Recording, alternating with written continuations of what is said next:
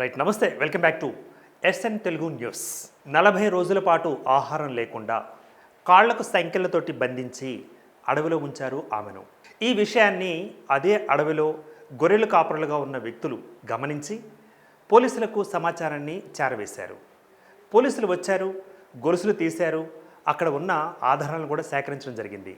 ఆ ఆధారాలలో అక్కడ ఉన్న గొలుసులతో కట్టివేయబడి ఉన్న మహిళ అమెరికా సిటిజన్ అని తెలిసింది. అంటే ఒక పాస్పోర్ట్ కూడా అక్కడ దొరకడం మనం చూసాం. అమెరికా పాస్పోర్ట్ అంటే అమెరికన్ సిటిజన్షిప్ ఉన్న వాళ్ళకి మాత్రమే అక్కడి నుంచి పాస్పోర్ట్ ఇవ్వడం జరుగుతుంది. ఆ విషయాల్ని పాస్పోర్ట్లో ఉటంకించడం జరిగింది, వ్యక్తీకరించడం జరిగింది, తెలియజేయడం జరిగింది. ఆ విషయం తెలుసుకున్న పోలీసులు ముందుగా నిర్ఘాంతపోయారు. అమెరికన్ మహిళ ఏంటి, మరి ఇక్కడికి రావడం ఏంటి, ఇండియాకి రావడం ఏంటి, ఈ మహారాష్ట్రలోని మారుమూల అడవుల్లో ఈ విధంగా కట్టివేయబడి ఉండడం ఏంటి, వాళ్ళంతా ముందుగా ఆశ్చర్యపోయారు. అసలు ఏం జరిగిందా అని వాళ్ళు ఎంక్వైరీ చేయడం ప్రారంభించారు. ఈ ఘటన మన భారతదేశం యావత్తు ఒకసారి ఉలిక్కిపడింది. మన భారతదేశం అనేది మనం గౌరవిస్తున్నాం, మనం ప్రేమిస్తున్నాం, మన దేశీయులుగా మనం ఎంతో అభిమానం చాటుకుంటున్నాం. మన దేశంలో యోగా ఒక కళ. ఈ యోగా నేర్చుకునేందుకు విదేశాల నుంచి కూడా, దేశ విదేశాల నుంచి కూడా ఎంతోమంది వస్తూ ఉంటారు. సో అందులో భాగంగా సదరు లలిత అనే యువతి కూడా 40 ఏళ్ల నుంచి 50 ఏళ్ల వయసులో ఉన్న ఆమె యోగా నేర్చుకునేందుకు తమిళనాడుకు రావడం జరిగింది అంటూ కూడా వాళ్ళు తెలియజేసిన కథనం. సో తమిళనాడుకు వచ్చిన తర్వాత యోగా నేర్పేందుకు ఒక యువకుడిని ఆశ్రయించినట్లుగా, అతను ఆశ్రయం ఇచ్చినట్లుగా తెలియవస్తుంది. తర్వాత సీన్ కట్ చేస్తే 40 రోజుల పాటు అడవిలో ఆహారం లేకుండా, ఏమీ ఇవ్వకుండా కాళ్ళకు గొలుసులతోటి బంధించడం, ఇది సీన్. సో ఈ సీన్కి పూర్వపరాలు ఎందుకు, ఎలా జరిగాయి అన్నది ఇప్పుడు మీకు చెప్పడం జరిగింది. అయితే క్లుప్తంగా నేను చెప్పేది ఏంటంటే, మన దేశానికి దేశీయులు, విదేశీయులు ఎంతోమంది వస్తూ ఉంటారు. మన దేశాన్ని మనం ప్రేమిస్తున్నాం, అలాగే విదేశీ వాళ్ళను కూడా ప్రేమిస్తున్నాం, వాళ్ళని కూడా ఆదరిస్తున్నాం, వాళ్ళని కూడా ఆహ్వానిస్తున్నాం. అక్కడ వరకు బాగానే ఉంది.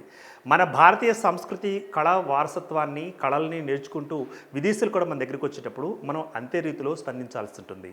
సో వారితోటి ఈ విధంగా ఒక యువకుడు, తమిళనాడుకు సంబంధించిన యువకుడు, అంటే ఆ యువకుడి యొక్క వివరాలను కూడా పోలీసులు సేకరిస్తూనే ఉన్నారు. మొత్తానికి ఆ యువకుడు ఆమెను చేరదీయటం, సో కొంతకాలం తర్వాత మళ్ళీ ఆమెను ఈ విధంగా సీన్ కట్ చేస్తే, ముందుకు చెప్పుకున్నట్లుగా సీన్ కట్ చేస్తే 40 రోజుల పాటు అడవిలో వేయటం, ఇదంతా ఎందుకు జరిగింది?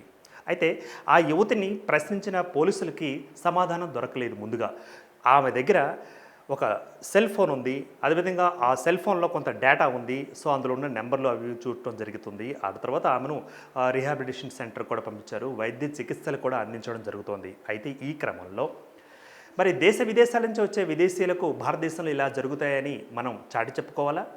సిగ్గుచేటుగా లేదా? రాష్ట్రం ఏదైనా కావచ్చు, కానీ జరిగింది మాత్రం ఒక ఘోరం. ఈ ఘోరం ఎవరికి జరిగిందంటే, భారతదేశంలో మన మహిళను ప్రథమ స్థానంలో ఉంచి పూజిస్తున్న మన దేశంలో జరిగింది. మహిళ ఏ దేశీయురాలైనా కావచ్చు, విదేశీయురాలైనా కావచ్చు. సో ఆ లలిత అనే యువతి, ఆ మహిళ ఎవరైతే ఉన్నారో ఆ మహిళను ప్రస్తుతం వైద్య చికిత్సల నిమిత్తం అక్కడ ఉంచడం జరిగింది. ఆమె కానీ నోరు విప్పిందంటే మొత్తానికి అంతా పుంకానాలుగా బయటకు వస్తుంటుందన్నమాట, ఇక మ్యాటర్ మొత్తం అంతా. సో ఈ సంఘటన నుంచి మనం తెలుసుకోవాల్సింది ఏమిటి, నేను చెప్పదలుచుకుంది ఏమిటి అంటే, సో మన దేశ కళల్ని నేర్చుకునేందుకు దేశ విదేశాల వాళ్ళే ఆకర్షింపబడుతున్నప్పుడు, వాళ్ళు ఆకర్షితులే దేశానికి వస్తున్నప్పుడు, మన దేశానికి, మన రాష్ట్రాలకు సంబంధించిన వ్యక్తులు ఇలా చేయడం ఎంతవరకు సబబు? అదేవిధంగా ఆడమనిషి అని కూడా చూడకుండా అడవిలో ఎంతో కఠినమైన సంఖ్యలను కాలికి బంధించి ఆ ఒక చెట్టు కట్టేసేసి 40 రోజుల పాటు అక్కడ పడేయడం ఎలా తీసుకోవచ్చు? అంటే ఆమె కూడా కొంత పేపర్ మీద రాసి చూపించడం జరిగింది. సో తనకు కొన్ని స్టెరాయిడ్స్, డ్రగ్స్ వాడటం జరిగింది, కొన్ని మందుల విషయంలో కూడా తనను చంపేందుకు ప్రయత్నించారు అన్న విషయాన్ని కూడా తను పేపర్ మీద రాయడం జరిగిందన్న విషయాన్ని పోలీసులు తెలియజేస్తున్న పరిస్థితి. అయితే ఒక మనిషిని చంపడం, లేదా తన దగ్గర ఉన్న ఆస్తిని ఆక్రమించుకోవడం, ఇదంతా ఒక ఆటవిక చర్య. మరీ ముఖ్యంగా అడవిలో జరిగిన ఈ యొక్క సంఘటన అక్కడ ఉన్న గొర్రెల యొక్క కాపరులు కానీ చూడకపోతే శవంగా తేలి ఉండేది. ఆ శవాన్ని మనం చూసి మరి విదేశీయురాలేమో అని చెప్పేసి జస్ట్ కేసు కొట్టివేసేవాళ్ళం. కానీ ఇంకా ఆమె బ్రతికే ఉంది కాబట్టి, నిజం ఇంకా బ్రతికే ఉంది కాబట్టి, నిజానికి చావు లేదు కాబట్టి ఆ నిజాలు మరికొద్ది రోజుల్లో బయటికి రాబోతున్నాయి. సో ఇటువంటి అకృత్యాలకు పాల్పడే యువకులు కానీ, వ్యక్తులను కానీ మనం ఏం చేయాలి అన్నది మీరే నిర్ణయించండి. మనకి ఎదురికి చట్టాలు ఉన్నాయి, చట్టాలు చేతిలో తీసుకొని ఇప్పుడు ఈ కేసు ఏ విధంగా ముందుకు వెళుతుందన్నది మనం వేచి చూద్దాం.